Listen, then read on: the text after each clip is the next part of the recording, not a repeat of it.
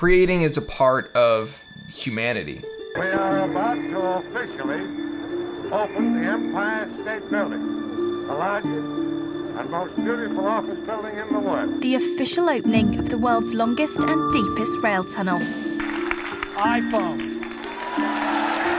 Today, Apple is going to reinvent the phone. Star Wars. It is more than just a successful movie, it is a box office phenomenon. Throughout time, the biggest and best things have always been created by humans, whether it was buildings, temples, pyramids, phones. These things are important. Humans, I think by nature, are naturally creative. As children, before we learn anything, what we do is we create games. You get a ball and you get an area and you figure out a game. It doesn't have to be any sport. It's not basketball, it's not baseball. You just sort of figure out a game. I know in my basement we would do that all the time. Humans, I think, are built to create, but are taught to not create. It's a little bit more proactive for society if most people don't create. I'm not saying that society is bad. I'm just saying it's typically a little bit more proactive for them to build people who will be good for the workforce, which isn't bad, isn't good. Just saying it's not conducive to creativity. Following systems is easier when you're not trying to think of a new system. It's just easier to follow the old system. Here's what Seth Godin has to say regarding the school system and creativity. What people do, quite naturally, is if it's work, they try to figure out how to do less. And if it's art, we try to figure out how to do more. And when we put kids in the factory we call school, the thing we built to indoctrinate them into compliance, someone who's making art doesn't say, can I do one less canvas this month? They don't say, can I write one less song this month? They don't say, can I touch one fewer person this month? It's art. They want to do more of it.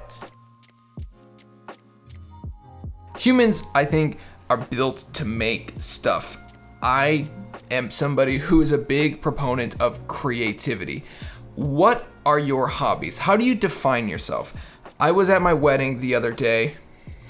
I was at my wedding the other day, and somebody asked me what I do for a living. And I thought this is a very interesting question because what you do isn't defining who you are. You could be somebody who loves building cars and consider yourself a car guy.